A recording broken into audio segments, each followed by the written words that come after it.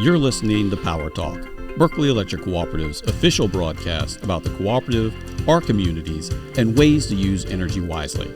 And now, let's join our hosts for today's episode.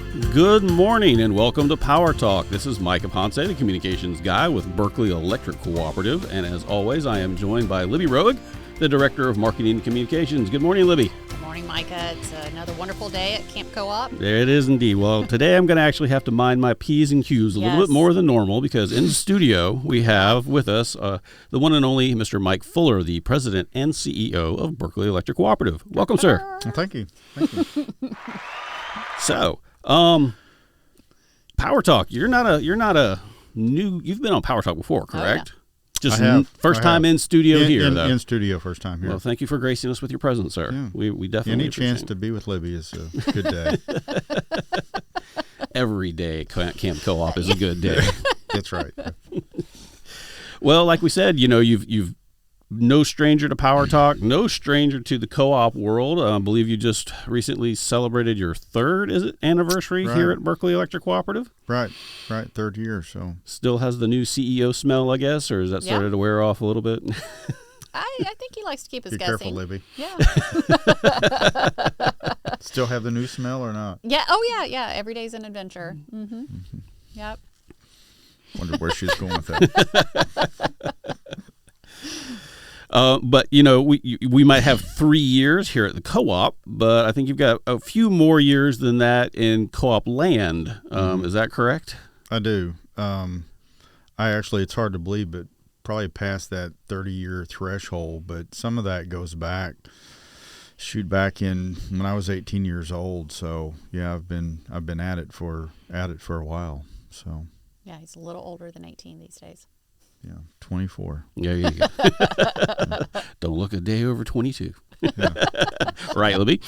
Uh-huh. Well, I mean, let's take a little bit of a walk down memory lane. I mean, you said you started as a co-op. I believe I heard something about you parking cars at an annual meeting. I mean, what sort of stuff have you done for co-ops? So back in the day when I was 18 at our local co-op, I knew the general manager's son, the operations manager's son. We played football, basketball, baseball. Of course, being a small community, you know most of the people, and at that time they asked if the co-op had they wanted summer employees, summer laborers, summer interns, whatever we call it. So I actually started, didn't know anything really about the co-op, and so started cutting trees, cutting vegetation under the power line. So started that, somewhat migrated into the out on the line crews, helping with that. To put in load control switches, spent some time putting in ground source heat pumps. Spent some time actually when I was in Columbia. This is all back in Missouri, but spent some time go to school during the day, and at night I would service the truck. So spent time changing the oil in the vehicles, which worked out good for me because I could come in after school, change the oil in the vehicles, and all of them were there because the day was over for them, and then they'd be ready to go the next day. So been blessed with the opportunity to do a variety of things until graduating college, and from Missouri then went to Arkansas back to Missouri back to here. So I know Arkansas. I've been there a couple times myself throughout my life. I lived in North Little Rock and Little Rock, Arkansas. We were in that northwest Arkansas, so around Berryville was the name of where we lived at Carroll Electric, but Bentonville, Bella Vista, Fayetteville, Springdale, that area. I was new to co-ops myself when I first joined, but it's been 23 wonderful years. Yeah. Time flies. Yeah, it does. And Mike, working at the co-op, especially that first job, paid off for you personally as well, didn't it? Yeah, it actually did. Met a nice I know lady. exactly where she's going with this.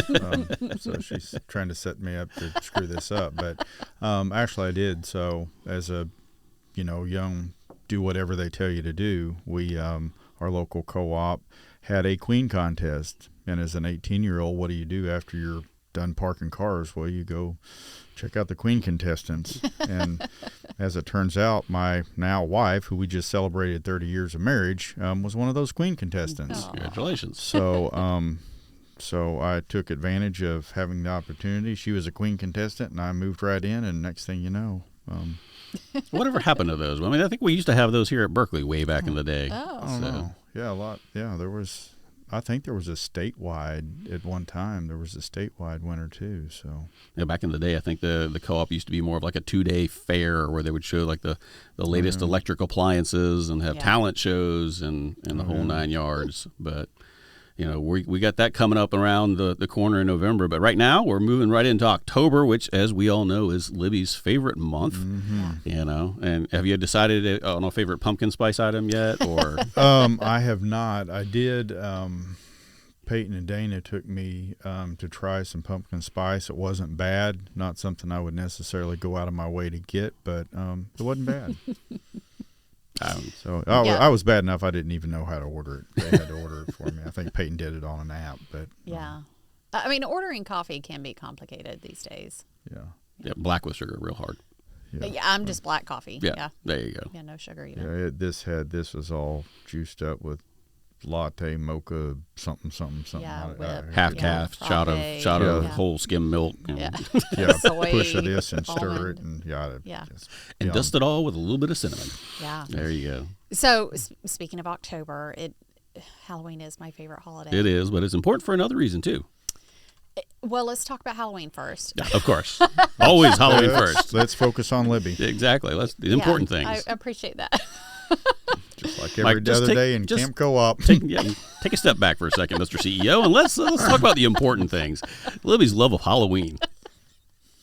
So we are defending champions at a couple of the community Halloween events. We take a lot of pride in that, and I'm grateful to my colleagues who humor me because we all come up with a theme for our costume and dress up and hand out candy to our members. So, Mike, this year's theme is going to be Super Mario Brothers. We can hold a costume for you if you'd like to participate. No. You think you're busy that day? Yeah, I'm sure my calendar's booked. I'll come watch, but I'm probably I just found out that I had been assigned Mario, and it's because one of my co-op fellow employees just told me because he's the guy who's short and fat. So, wow. So we have some training on sensitivity training on that. That seems like that would be grounds for taking one for the team. I guess you got to live your role. Yeah. So, but anyway, let's move on from the short fat guys. So, other things that happen in October, I guess. Yeah. Actually, very important to us is it's National Co-op Month, which is the time to celebrate not just electric co-ops, but co-ops of every type, food co-ops, housing co-ops. They do a lot of good in a lot of different areas. Yeah. But what is it about? Like I said, we've talked a little bit about your background. It's been 30 plus years for me, 23. But what makes it you want to stay? What about a co-op makes you want to stay here and be in co-op or the co-op world and camp co-op? What's unique about it? I think to me it goes back to being the grassroots advocates for those that it's a being member owned, and we can do so much more by working together. So years ago it started because other utilities wouldn't take on the task of bringing something, bringing power to an area that's underserved, and so it's really just that. Helping, being a fabric of the community, but being a servant. And I think that's part of what we try to instill, and part of our culture is, okay, how can we help? We want to provide power, but it's just the being part of the community, and we're always striving to do more. Things change, but there's a lot of needs out there. So I guess to me, it's just being part of the community.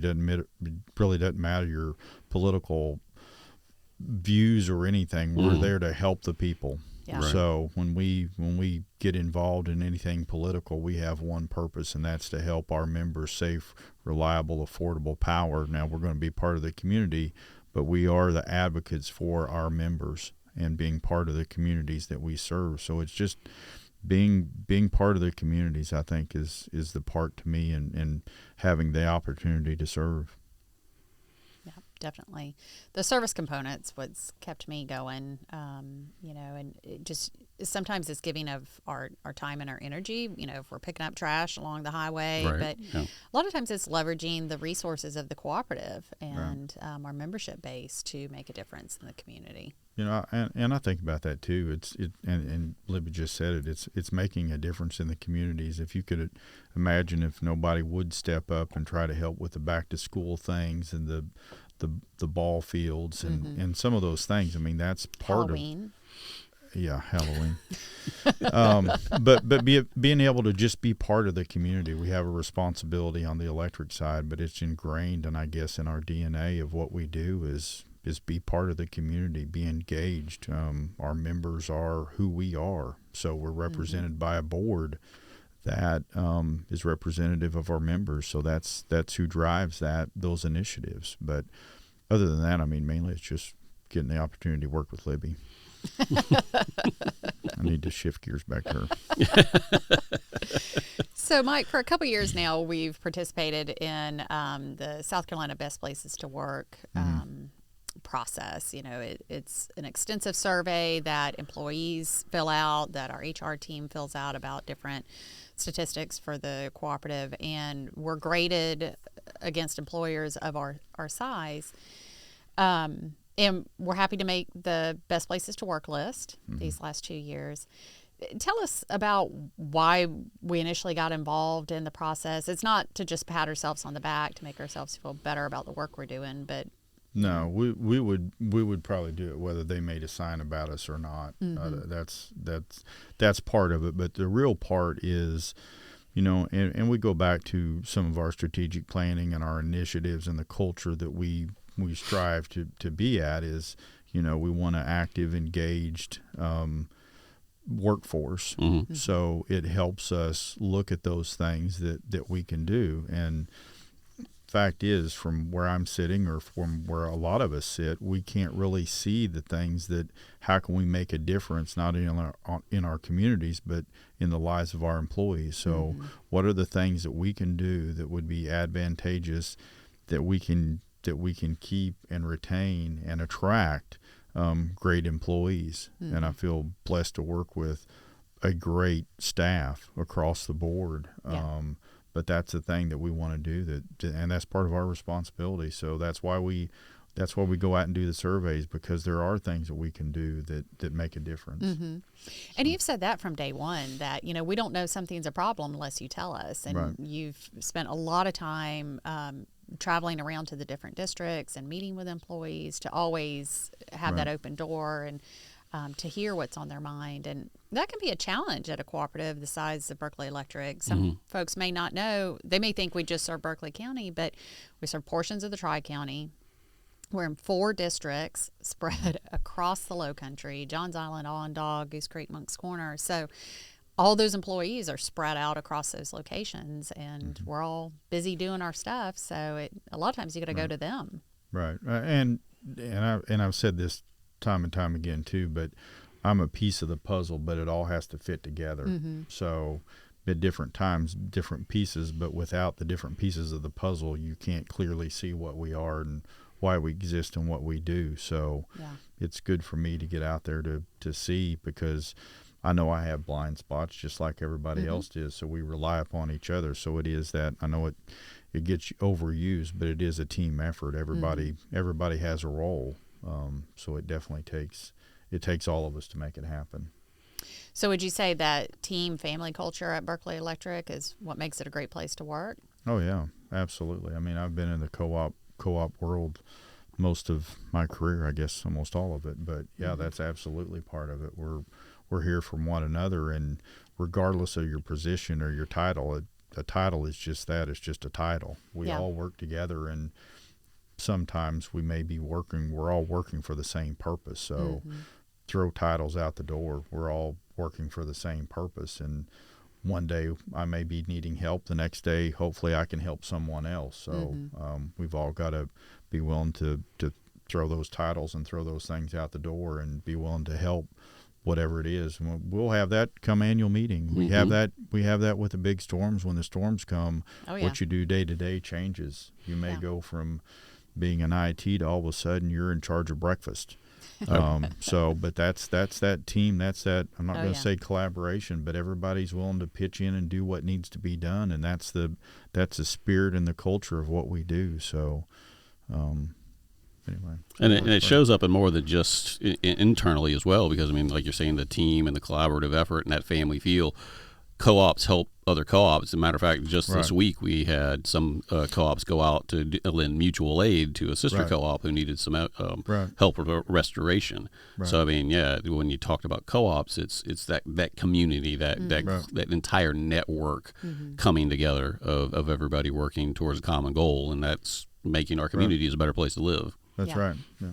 And we really have a diverse workforce. I know when we're out talking to kids in high school, one of the big things I underline for them is, we have a lot of entry-level positions. If you're 18, high school diploma or the equivalent, we have a role that you could take on if that's your interest. Or if you want to go the college route, we have specialized jobs as well. And you can work your way up, or kind of like your experience, you could jump around to the different departments and get a feel for different roles. And that's one of the things that we're trying to do too. It becomes an awareness too. And I know we're working with some folks trying to create at a minimum an awareness that sometimes you think, well, if you go to a utility, you've got to be a lineman or line person. But there's a lot of opportunities, and it just becomes an awareness. I look back many years ago, if I had not been approached, I would have not sought out going to the co-op. But we're trying to create something, create an awareness or an enthusiasm, an eagerness to, hey, that's where I want to work. And maybe start that earlier maybe earlier in high school. So at least we have scholarship programs, we have internships, we have a lot of opportunity, and we do have a tuition reimbursement program too. So sometimes it's how do we get that awareness out there earlier? So we're working with the schools, we're working with the counselors, we're trying to get in the schools, but it's not just a lineman only industry. Yeah, definitely. Well, for those of you who are just tuning in, we're sitting down with President and CEO Mr. Mike Fuller, and we're talking co-ops and co-op month and sort of what makes co-ops different, special, and the entire cooperative awesome. It's October, Halloween, yes, we know, but also Electric Cooperative Month, or cooperative month in general. But one of the important things that we mentioned a little bit earlier to co-ops, especially for here with us, is the annual meeting of members that's going to be coming up here in November. So that's just right around the corner. What makes an annual meeting important to a co-op, and sort of what are our plans again this year? Are we doing anything different, or are we? I'll go back to the fundamental part of a co-op, and it's always important to play a part, because we are, as cooperatives, are as grassroots, as local as it gets. Because all of our members, if you're a member of the co-op, you're an owner of the co-op. You get allocated capital credits at the end of each year. You return, you get a patronage check. So you do that money above and beyond what it cost will eventually end up back in your pocket. If it was a different utility, it would be somewhere else. So it's that local control. So the membership elects a board of directors, and that for Berkeley, that 9-member board of directors is the ones that helps establish the trajectory of and the vision of where we want to be. So they get down in the weeds on rate, strategic planning. We're working through budget. There's a lot of things that they do. So it's important to play a part in that election process.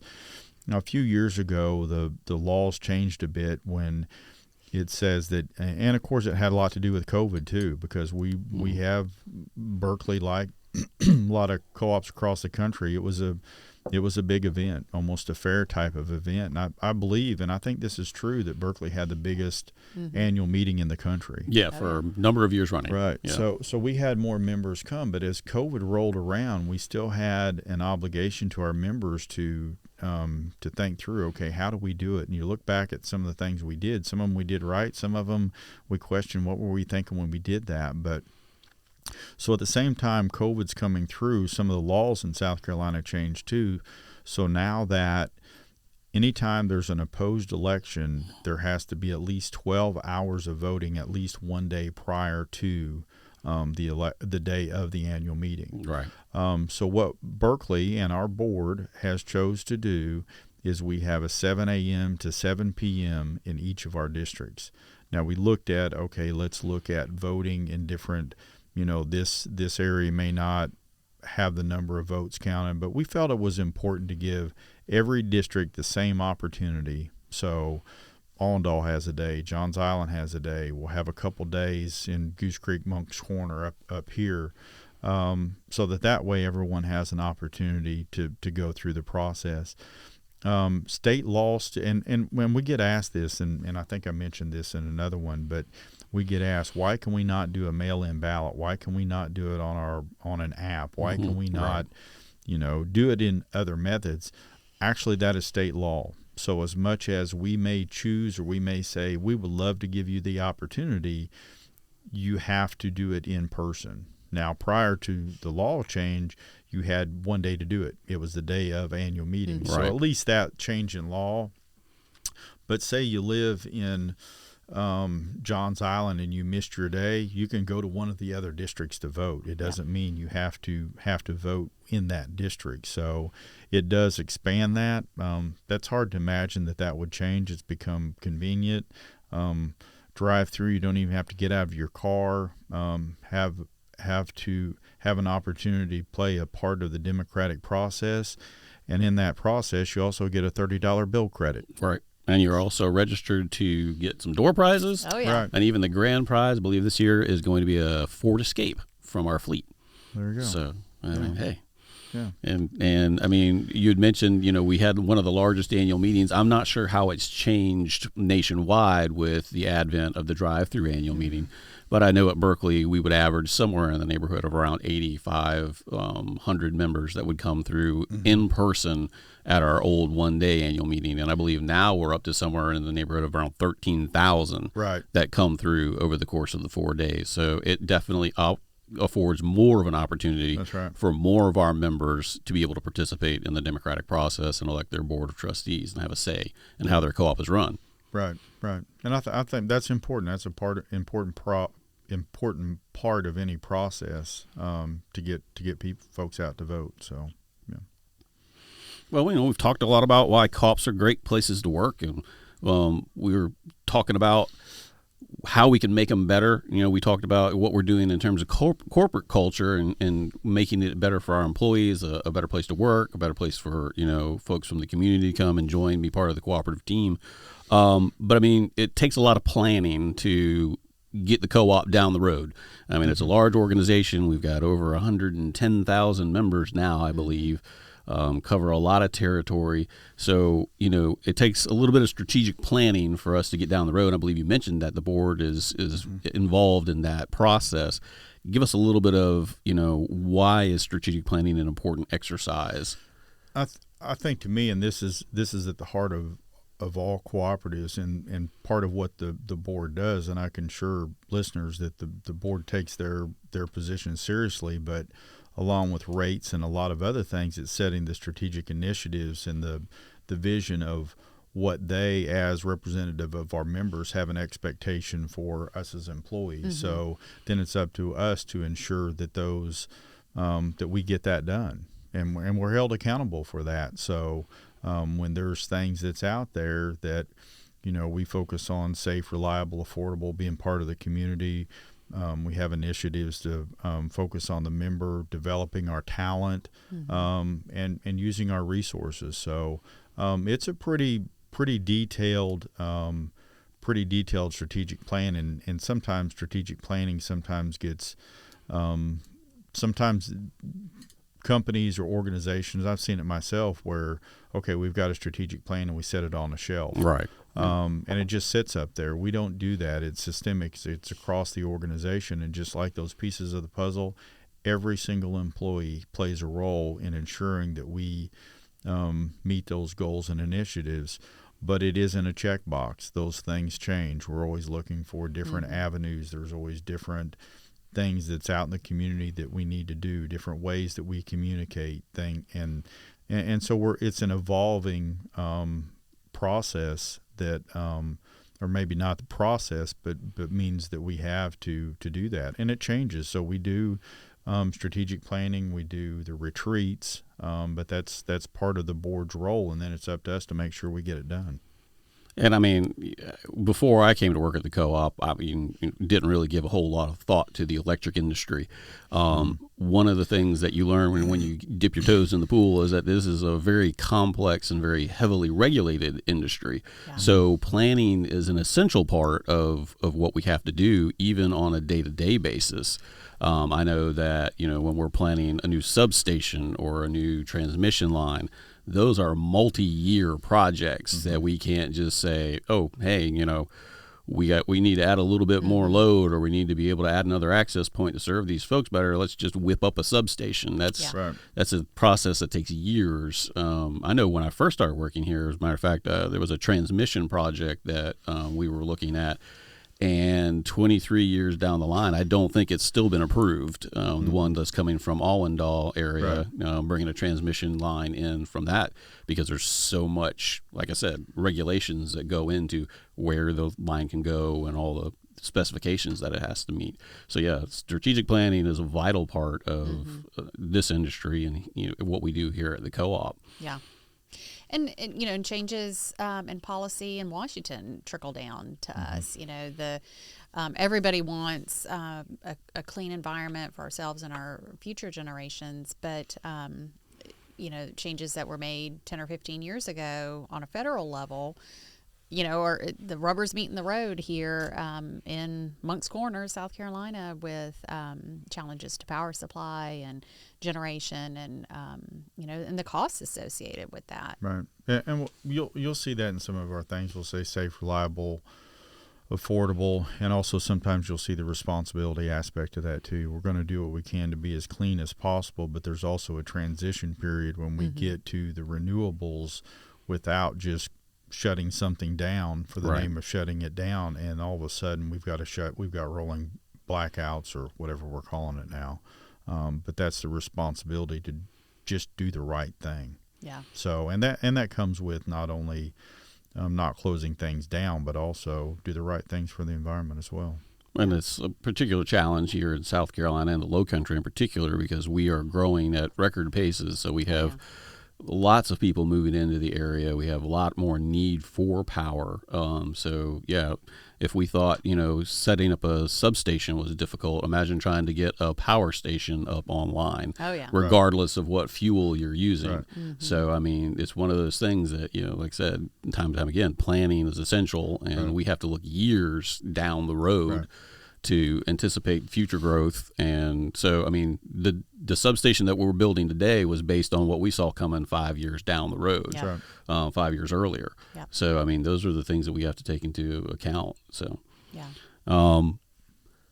so we try to advocate for our members, in Washington and Columbia, and make sure that the cooperative voice is strong and heard clearly. But we also try to educate our members. And, I'll go right back to annual meeting that, if you're listening and you're a member of Berkeley Electric, we encourage you to participate in the governance of the cooperative. Again, we've got 4 12-hour opportunities for folks to vote. No matter where you live, you can vote in whatever district's convenient for you. And just to run through this real quick, November 8th, we'll be in Allendale from 7 to 7. November 9th at our Johns Island office. And then the next week, November 14th and 15th, we'll be in Moncks Corner. And it's drive-through. You don't have to get out of your car. Bring your ID. You can access your annual meeting letter through Smart Hub. But we've got tons of information in South Carolina Living and on our website. So that's berkeleyelectric.coop, C-O-O-P. But we just want our folks to get involved and stay engaged in the governance of the cooperative. You can win prizes, get a bill credit for your time. But and maybe drive off on a sweet Ford Escape. Well, Well, Thank you, Mike, and thank you, everybody, for tuning into Power Talk. This is the official broadcast of your electric cooperative. You can catch up on past episodes on streaming platforms like Spotify, Apple, and iHeartRadio, and get a behind-the-scenes look on Berkeley Electric's YouTube channel. So until next time, this is Power Talk, signing off.